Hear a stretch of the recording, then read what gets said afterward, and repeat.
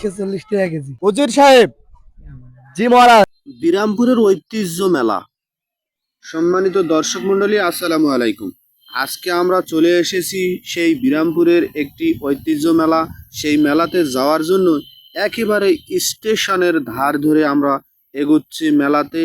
একেবারে আপনাদেরকে নিয়ে যাব মেলাতে কি কি ঘটনা ঘটেছে, কি হয়েছিল, কি এসেছিল, সব কিছুই দেখতে পাবেন আজকের এই ভিডিওতে।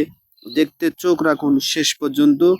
একেবারেই কেটিসি রোড হয়ে আমরা চলে যাচ্ছি। এসে দেখি এত সুন্দর প্রাকৃতিক দৃশ্যগুলো দেখা যাচ্ছে, সবুজের মাঝে লাল বাড়ি। সেখানে রাস্তা পার হতে একটি ট্রাকের সঙ্গে আমাদের লেগে লেগে গেছে ভাব, এরকম পরিস্থিতি হয়েছিল, কিন্তু আল্লাহর রহমতে কোনো কিছুই হয়নি। একেবারে প্রাকৃতিকের মাঝখান দিয়ে রাস্তা বয়ে চলে গেছে, সেই দৃশ্যগুলো আমরা দেখতেছি আর মেলার উদ্দেশ্যে রওনা দিচ্ছি।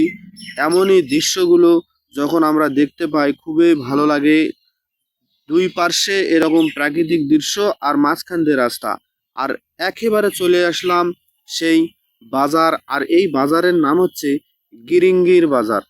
কি জন্য যে এই বাজারটার নাম গিরিঙ্গি বাজার রাখা হলো আসলে সেটা আমার জানা নেই। যদি আপনাদের জানা থাকে অবশ্যই তা কমেন্টের মাধ্যমে জানাবেন। একেবারে গ্রামের ভিতর দিয়ে চলে যাচ্ছে আমরা মেলাতে যাওয়ার উদ্দেশ্য করে। একেবারে আমরা প্রায় চলেই এসেছি মেলার কাছাকাছি। আপনারা দেখতে থাকেন শেষ পর্যন্ত মেলাতে কি ঘটনা ঘটেছিল, কি হয়েছিল, কত রকমের লোক এসেছিল, সব কিছুই দেখতে পাবেন আমার এই ভিডিওর মাধ্যমে। এখানে এসে দেখি বহুত রাস্তা, কোন পাশে যাব উঠতে পারছি না। তারপরে এই ভদ্রলোককে একটু জিজ্ঞাসা করে নিলাম। উনি আমাদেরকে বলল যে ডাইরেক্ট এই রাস্তা দিয়ে চলে যান, তাহলেই কিছু দূর যাওয়ার পরে মাটির রাস্তা পাবেন। এই যে আমরা মাটির রাস্তা পেয়ে গেছি। এই মাটির রাস্তা দিয়েই আমরা চলে যাচ্ছি মেলাতে। মেলাতে যাওয়ার জন্য এখানে এসে আবার দেখলাম যে কয়েক পার্শ্বে রাস্তা। কি বলি, কোন পার্শ্বে যাই? আর একজনকে জিজ্ঞাসা করলাম, বললো যে এই পাশে যান। একেবারে আমরা মেলার মধ্যে চলে এসেছি। অটোওয়ালাকে ভাড়া দেওয়ার পর অটোওয়ালা চলে গেল। অটোওয়ালা অনেক একজন ভালো মনের মানুষ, উনি ভাড়া চুক্তিই করে নাই আমাদের সঙ্গে। সত্যি খুবই ভালো লেগেছে তার ব্যবহারটা আমাদের কাছে। মেলাতে ঢুকেই দেখি যে মনে হয় মেলা ভেঙে গেল না শেষ হয়ে গেল, কিছুই বোঝা যাচ্ছে না। তারপরে শুনলাম যে না, এখানকার মেলা গ্রামীণ মেলা একেবারে বৈকালের দিকে লাগে, বিশেষ করে 4টার পর প্রচুর রোদ। এই রোদের জন্য একটু দেরিতে এই মেলাটা লাগে। একেবারে 4টার পর থেকে মানুষ জমজমাট আসে। আর এই মেলা হচ্ছে কিন্তু চুনের মেলা। এখানে চুন দিয়ে মানত করা হয়, এই জন্য এই মেলাটিকে বলা হয় চুনের মেলা। আবার কেউ বলে থাকে ঢেরের মেলা। আপনি যেই নামেই চিনুন, আপনার উদ্দেশ্য হলো মেলাতে ঘোরা। তারপরে একটু জিলাপি খেলাম, তারপরে শুনুন কি হলো। কত আপনার জিলাপির দাম?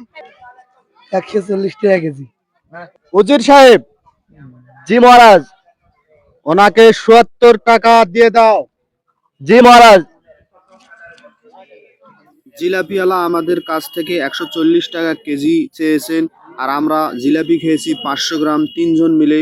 তারপরে ওনাকে ৭০ টাকা দেওয়া হলো। তারপরে দেখলাম যে একটু একটু করে লোক আসতেছে, মেলা জমজমাট হয়ে উঠতেছে। আর এই যে ভদ্রলোক, এই ভদ্রলোক যেই মেলাতে যাবেন তাকে কিন্তু সেখানেই আমরা দেখতে পাই।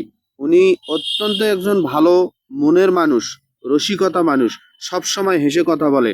আর এইদিকে আলু কাঁচা একেবারে বেশ সুন্দর করে ফ্রাই করে দিচ্ছেন, খেতে খুবই ভালো লাগে এই আলু ভাজাটা। আর এই যে মেলাতে আকর্ষণীয় একটি খেলা, লটারি খেলা, সেই লটারি খেলাগুলোর টিকিট একেবারে কেটে রেডি করা হচ্ছে। আর দেখুন দর্শক মণ্ডলী, এখানকার চেয়ার সহ ডেকোরেশনটা কত সুন্দর। মায়ের দোয়া ভাই বোন ফুচকা হাউস, এই দোকানটা আমার মেলাতে খুবই ভালো লেগেছে। তাদের এই ডেকোরেশনটা, তাদের এই ফুচকাগুলো খুবই মানুষ পছন্দ করে। আর এই দিকে কেবল মেলাতে এসে বউ সাজাচ্ছে, দেখুন সেই বউগুলো কত সুন্দর কিন্তু দেখা যাচ্ছে। আপনারা নিশ্চয়ই দেখতে পাচ্ছেন বউগুলো কিন্তু হরেক রকমের, খুবই ভালো লাগতেছে দেখে। আর এই দিকে বইয়ের পাশাপাশি দেখুন আকাশে কত সুন্দর। এগুলো যদি সবগুলো একসঙ্গে উড়িয়ে দেওয়া যায় তাহলে কেমন হতো অবশ্যই কমেন্ট করে জানাবেন। খুবই ভালো লাগলো। দেখুন এই যে পাখিগুলো দেখতে এতই সুন্দর লাগতেছে যা বলে বোঝাতে পারবো না। খুবই চমৎকার, হাঁস সবকিছুই একেবারে মনোমুগ্ধকর লাগতেছে, চোখ জুড়ানো ধাঁধা। তারপরে এইদিকে যখন এরকম করে আমি এগুলো দেখতে পাচ্ছি, আর এই যে দেখুন আমার এটা আপন ফুফুতো ভাই, সেও কিন্তু মেলাতে ঘুরতে এসেছে।